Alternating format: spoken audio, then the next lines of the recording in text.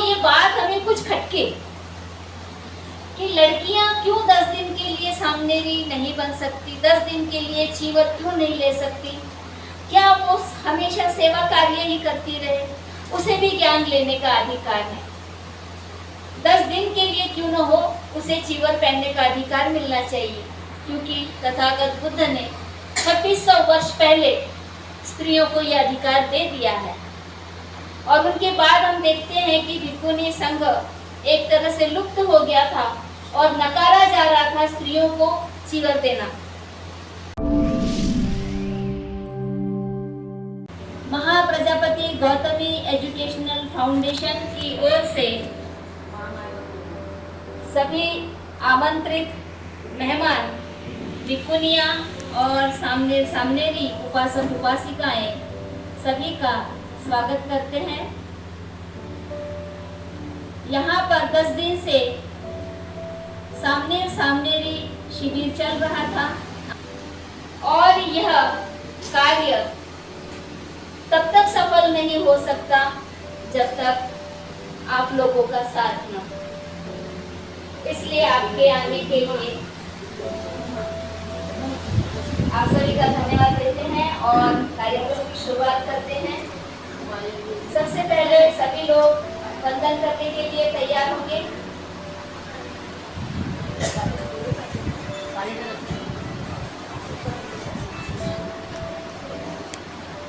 थोड़ी सामने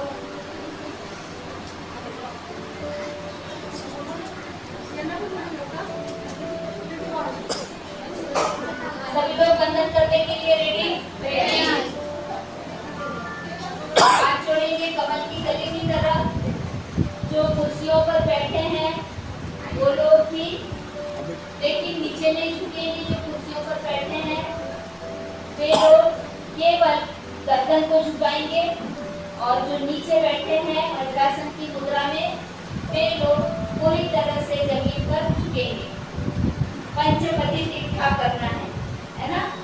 5 अंगों से और 5 इंद्रियों से। अच्छा याद है, ये 3 शब्दों पर हमारा हाथ इस तरह से जाना चाहिए। हमारे हाथ के अंगूठे और ये माथा, ये लंबाई सेम होती है, तो यहाँ पर इस तरह से रखेंगे। नमाने, फिर चेस्ट पर आएंगे, फिर नीचे नी में झुकेंगे। ठीक है, सभी एक साथ करेंगे। बुद्धं नमामि। उठकर फिर से हाथ यहाँ लाना है। धम्मं नमामि। संघं नमामि। आराम से बैठिए। सुविधा मंत्री से मैं रिक्वेस्ट करती हूँ कि वो विद्यार्थियों का जीवन निकालने का सब घुटने पर बैठे। सभी को 3 बार वंदना करनी है। इसके वंदना करने के लिए तैयार होना है। बुद्धं नमामि। धम्मं नमामि। संघं नमामि। मैं बोलती हूँ, मेरे पीछे बोलना। ओकास अहं वन्दे तीसरणेन सद्दिं दशशीला निकिपामि पंचशीला समादियामि। द्वितीयम्पि ओकास अहं वन्दे तीसरणेन सद्दिं पवज्जा दशशीला निकिपामि पंचशीला समादियामि। तृतीयम्पि ओकास अहं वन्दे तीसरणेन पवज्जा दशशीला निकिपामि पंचशीला समादियामि। साधु साधु साधु। पहली लाइन उठे, पहली लाइन उठे और सब भिक्षुनियों के पास जाए।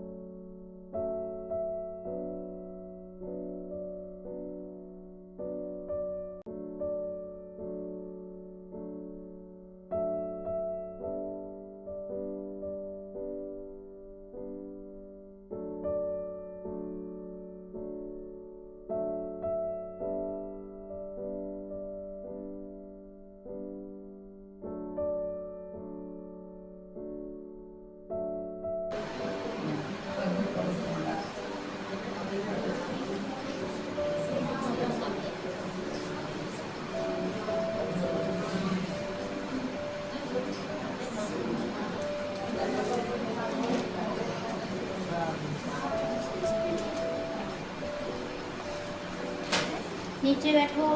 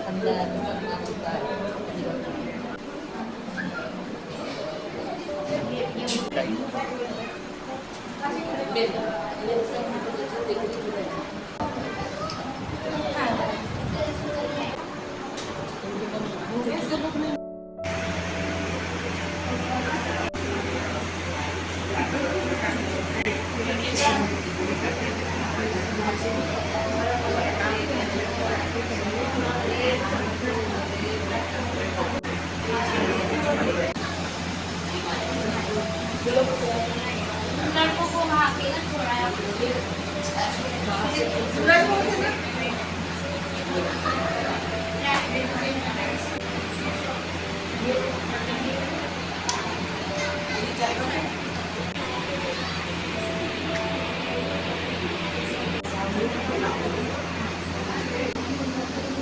फिर से एक बार वंदन करेंगे, हाथ जोड़ेंगे, बातें नहीं, रेडी है? बुद्धं नमामि। आरु तुमको भी करना है। धम्मं नमामि, संघं नमामि। अभी जिनका चिवर निकाला गया है वो और आप सभी याचना करेंगे, क्षमा याचना और त्रिशरण पंचशील की याचना। सबको आती है? ओके, शुरू कीजिए।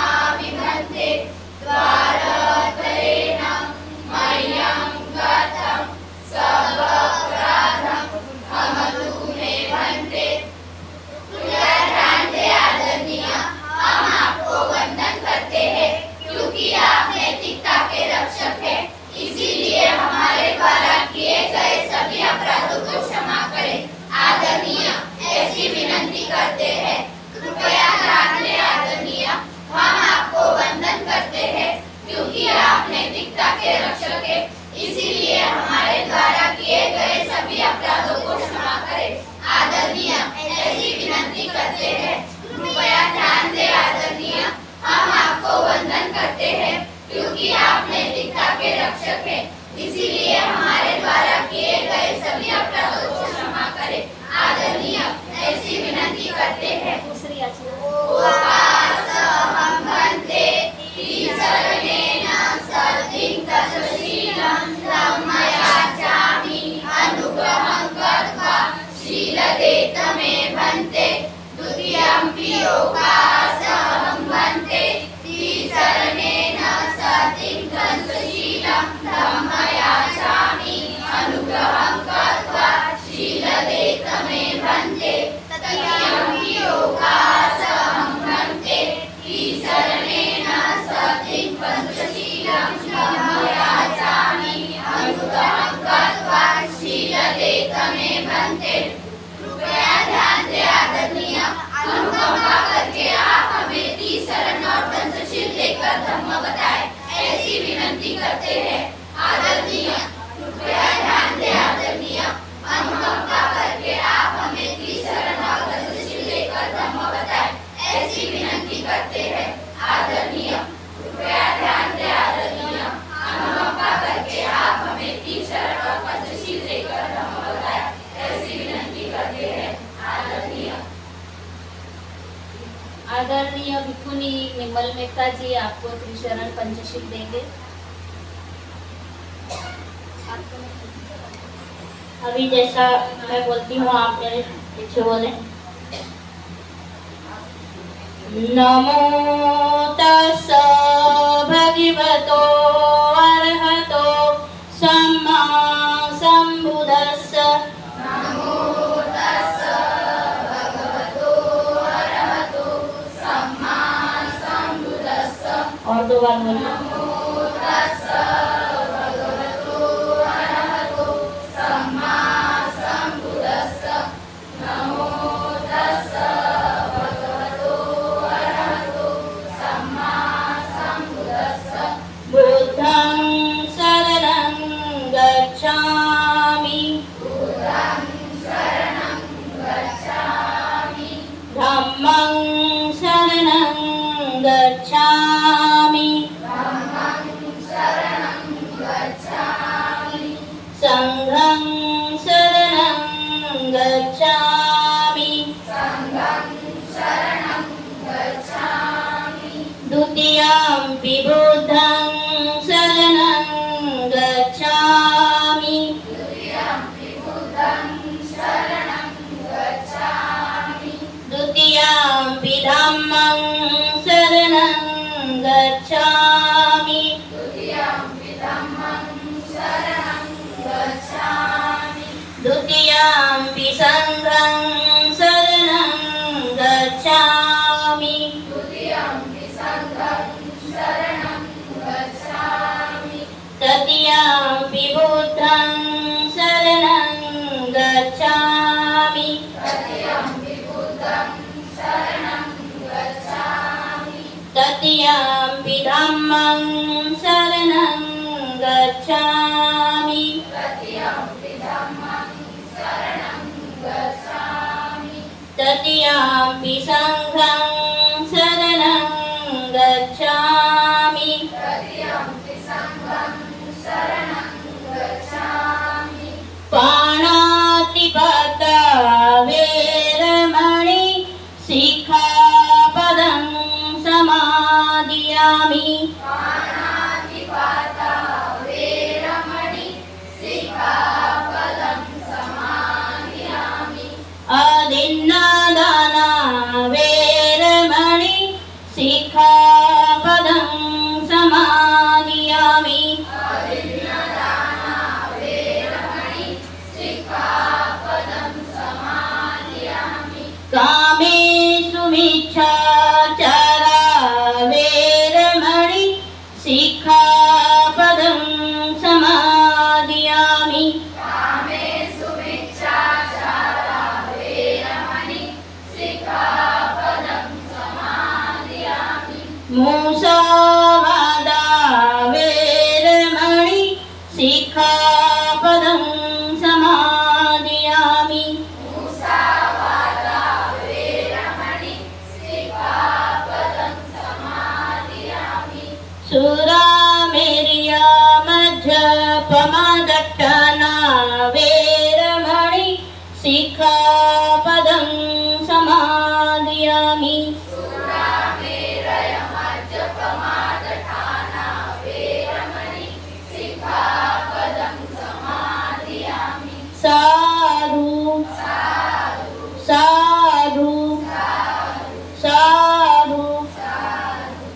इसका हम हिंदी भावार्थ बोलेंगे।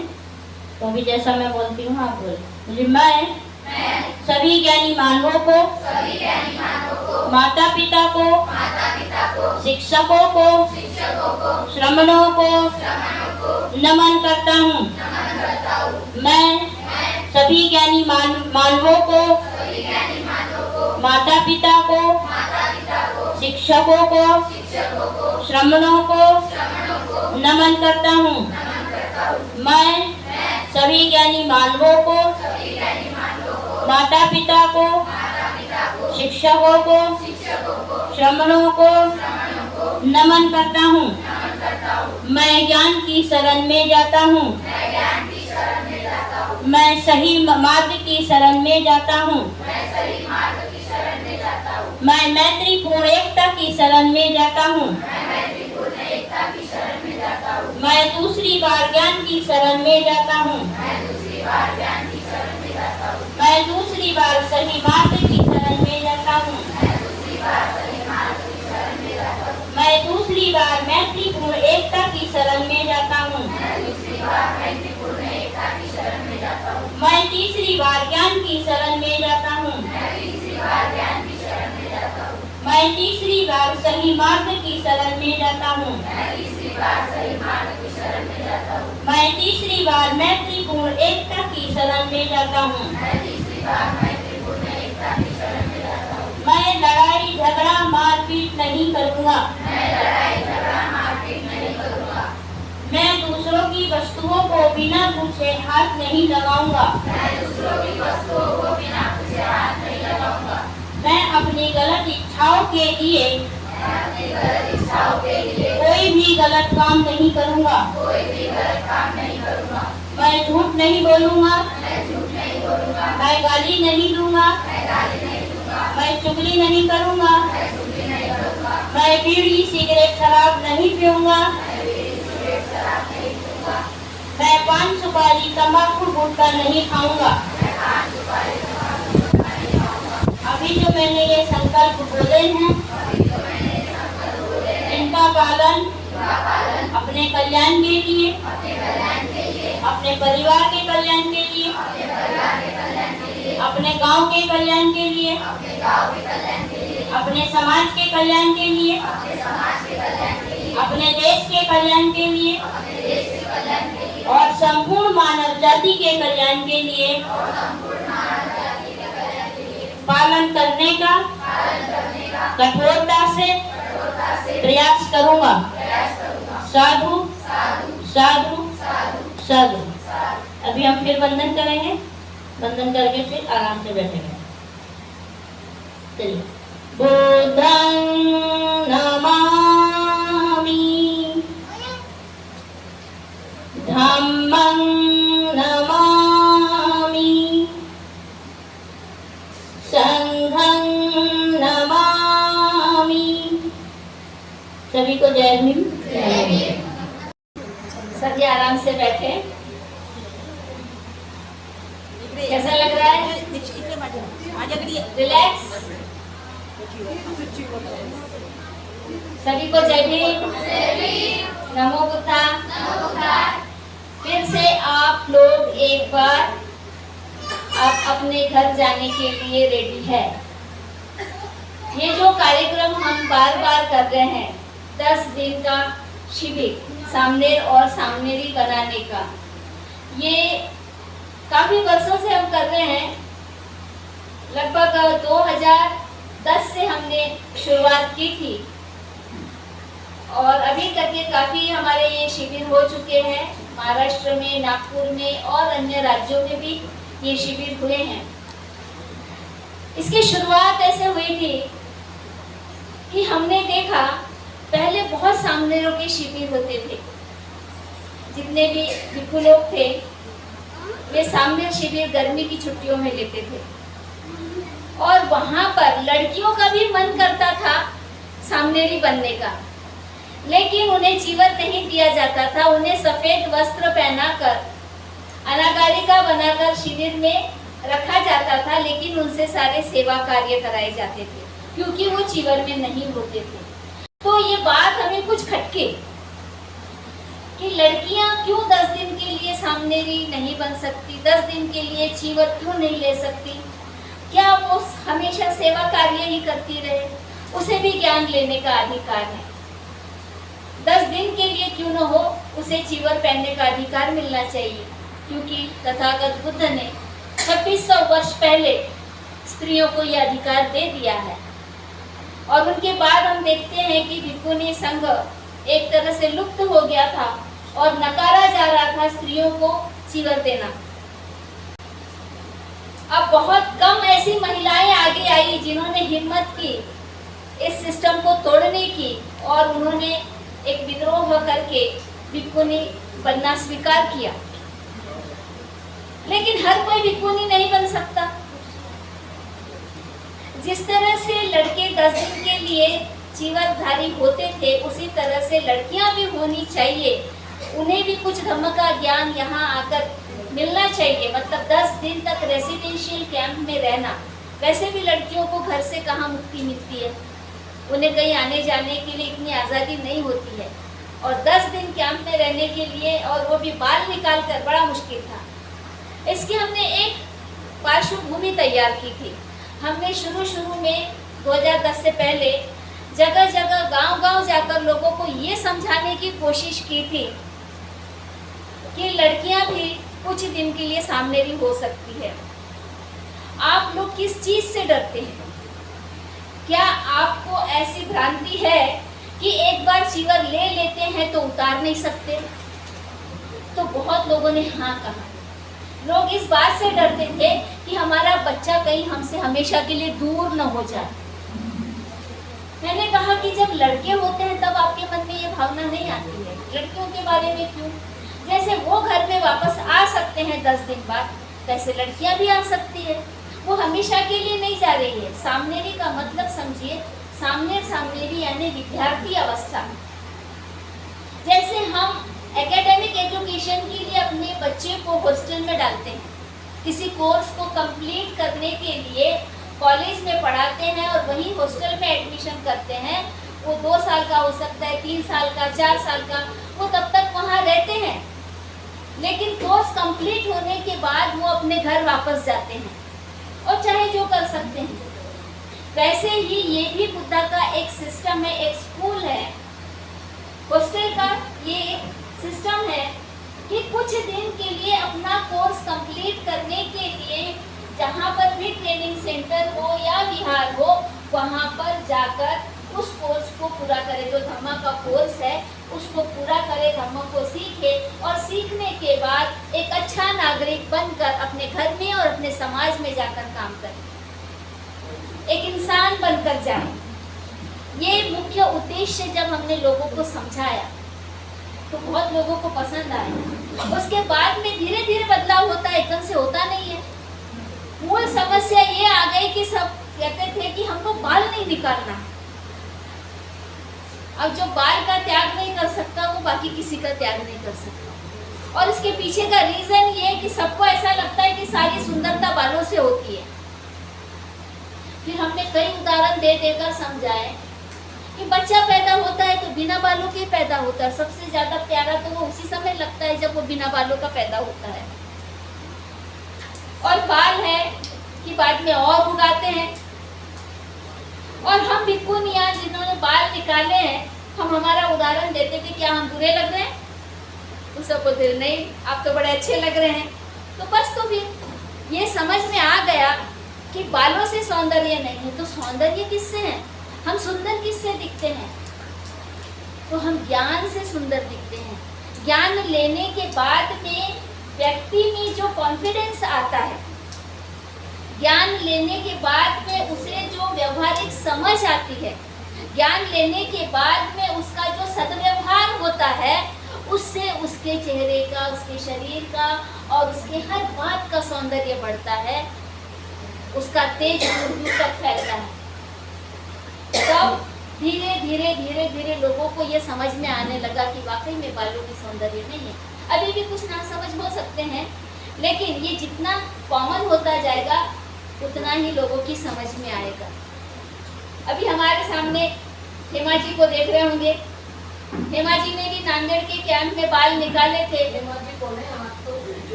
ये भंडारा से है हमारी एक्टिविस्ट, दिख रहा है आपको, बाल दोबारा आ गए हैं और बड़े खूबसूरत लग रहे हैं।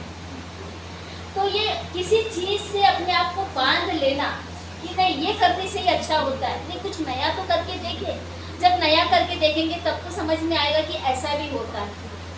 तो ये इस तरह से धीरे धीरे बदलाव होता गया और हमारे कैंप की संख्या बढ़ती गई। पहले साल में 1 किया, फिर साल में 2 किया, अब इसकी संख्या और बढ़ गई है। अब तो ऐसा लग रहा है कि लोग हमें अब फ्री छोड़ना नहीं चाहते हैं। एक कैंप होता है तो दूसरे कैंप की डिमांड आ जाती है कि आप हमारे भी बिहार में लो, हमारे भी राज्य में आकर लो। अभी जम्मू वाले भी बुला रहे हैं। तो ये इतना अभी लोगों की समझ में आ गया है महत्व कि वो चाह रहे हैं कि उनके बच्चों को बचपन से अगर नैतिकता की धमक की शिक्षा दी जाए तो उनके घर के जो दुख है, समस्याएं हैं, कला है, वो बहुत हद तक कम हो सकते हैं। जो बच्चों के बारे में उन्हें शिकायत रहती है वो शिकायत इससे दूर होती है। और इतना ही नहीं, आज सुबह जो विशेष कार्यक्रम हमने किया, 7 वर्ष के बच्चे को धमा स्टूडेंट बनाया, उसमें सबको ऐसा लगता है कि क्या इतने छोटे बच्चे को बना रहे हैं, ये क्या सीख सकता है। ऐसा नहीं है, उसके पेरेंट्स जो उसके साथ में इन्वॉल्व होते हैं, पेरेंट्स सीखते हैं कि अपने बच्चे का पालन पोषण कैसे किया जाए, उसे अच्छा नागरिक बनने में कैसे मदद की जाए। ये एक इम्पॉर्टेंट बात हो रही है। कई लोगों ने हमें शुरू में बहुत टोका था कि छोटे छोटे बच्चे को आप लोग क्यों ऐसा करते हैं। वो ऐसा इसलिए आरोप लगाते हैं क्योंकि उन्हें लगता है कि ये गृहस्थ जीवन छोड़ने का साइन है। ये गृहस्थ जीवन छोड़ने का साइन नहीं, बल्कि एक अच्छा नागरिक बनने में पहला कदम उठाना है। ये पहला कदम अगर बचपन से उठता है तो बड़े होने तक वो इतना परिपक्व हो जाता है कि उसे कोई भी बरगला नहीं सकता, उसे कोई बुरे रास्ते पर नहीं ले जा सकता। माता पिता का बहुत बड़ा तनाव कम हो जाता है। और जो बच्चे अच्छा हो जाते हैं ना, वो अपने माता पिता को भी अच्छा बनने के लिए मजबूर करते हैं। तो ये दोहरा फायदा है इसमें। तो महाप्रजापति गौतमी एजुकेशनल फाउंडेशन की ओर से हम लोग ये जो उपक्रम चला रहे हैं, हर विहारों को हम पूजा के केंद्र नहीं बल्कि शिक्षा के केंद्र बनाना चाहते हैं। ये काम अभी शुरू हो गया है और हमारे साथ में हमारा काम देखकर बहुत सारे हमारे कार्यकर्ता, जो सामाजिक कार्यकर्ता है, जो समाज में इस तरह का बदलाव चाहते हैं, वो जुड़ते चले गए हैं। उनमें से यहाँ कुछ हमारे साथ में अभी उपस्थित है। लगातार आप जब भी हम फोन करके बुलाते आते हैं।